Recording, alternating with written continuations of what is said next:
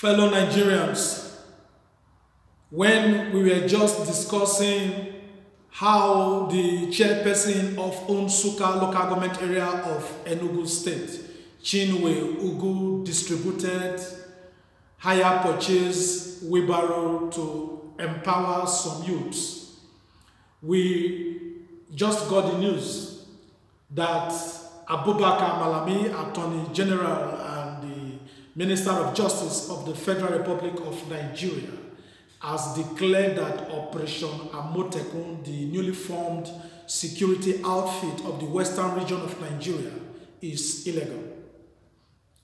I am standing here on behalf of the Global Coalition for Security and Democracy in Nigeria to say categorically that we fully support Operation Amotekun, and we also congratulate Mr.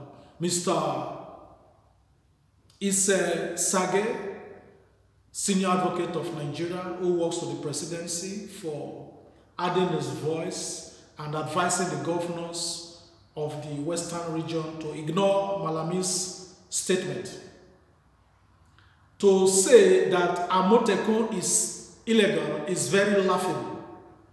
Malami is gradually carving an image for himself, which is not good for his family, for himself, and for the Federal Republic of Nigeria. He seems to be taking orders from religious and regional leaders against the interest of the Federal Republic of Nigeria. He has become a court to himself. He has become a law to himself. It is also very clear that some persons are benefiting from the blood of Nigerians. They have invested into the insecurity of our people. Therefore, it becomes very disturbing for them when actions are taken to address the insecurity in the country. During the first tenure of Major General Muhammadu Buhari retired, 25,794 Nigerians were killed.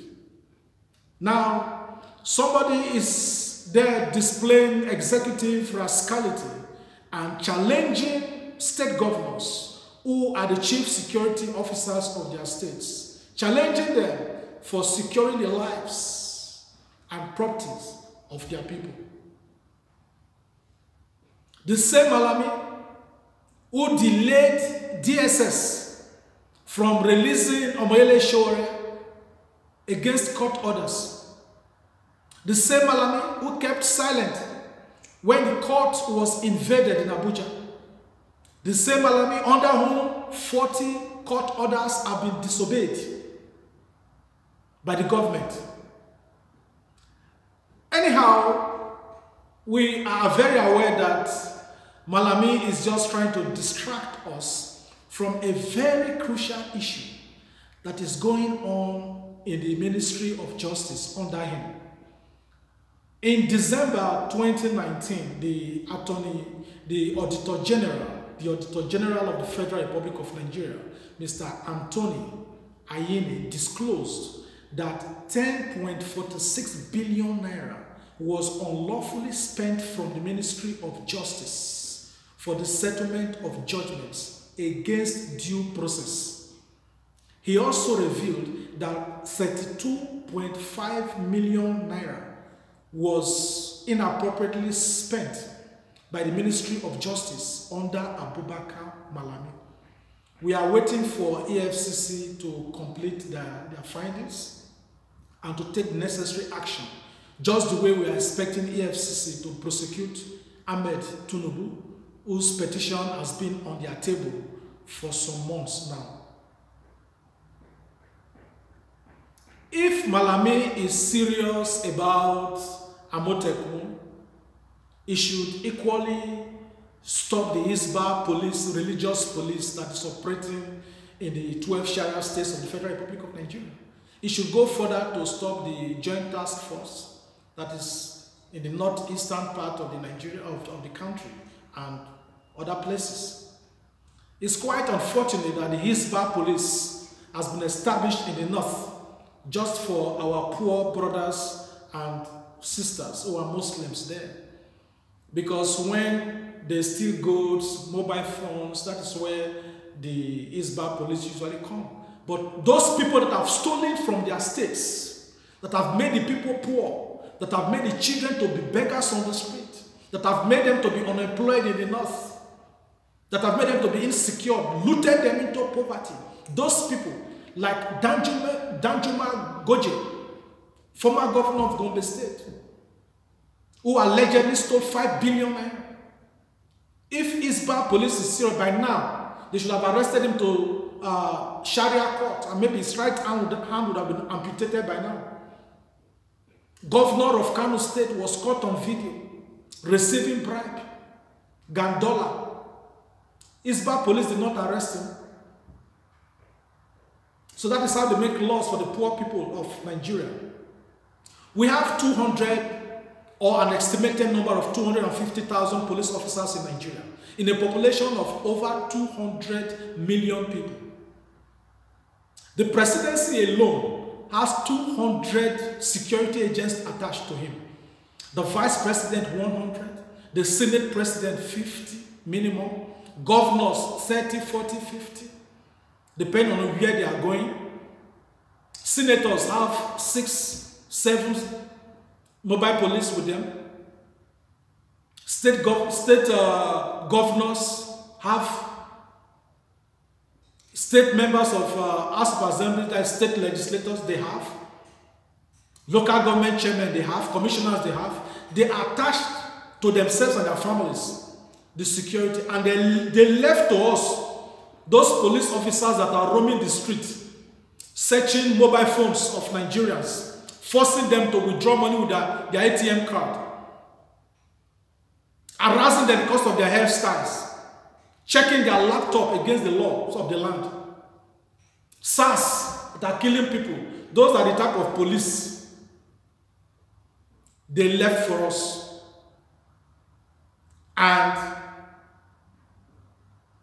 people who are governors are saying, no, we want to secure our people. And somebody just comes from somewhere and is saying, no, you cannot do that. Let the people die. Simply because himself has some police officers well attached to himself. Former Minister of Defense, T.Y.J. Danjuma, was right when he said that Nigerians should defend themselves. And that's what we must do. We challenge the governors of the Southwest region and the Southeast region to stand up now and begin to defend their people. Stop about complaining or how to divide Nigeria, where we don't have the courage to confront our problems. We must confront our problems. Countries confront their problems. Start spending and stop stealing your security votes. Governors in other regions, stand up and begin to build your security outfit.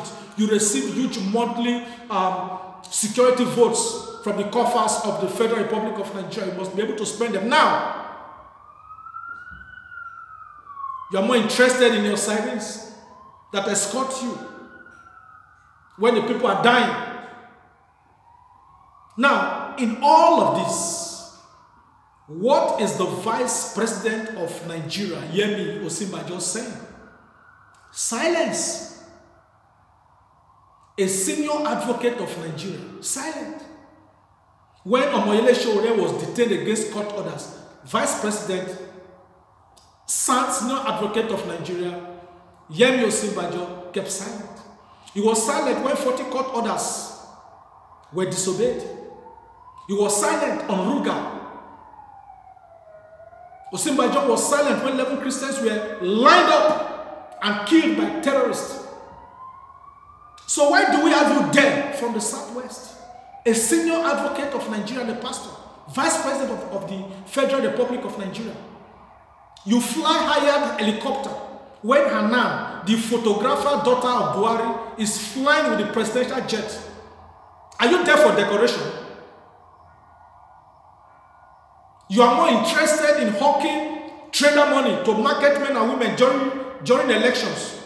Resign if you are no longer useful. Yemi Osinbajo and Abubakar Malami, they should resign. Resign. You must resign. If you are no longer useful. Buhari is running our country aground and you are silent and you are more educated than him.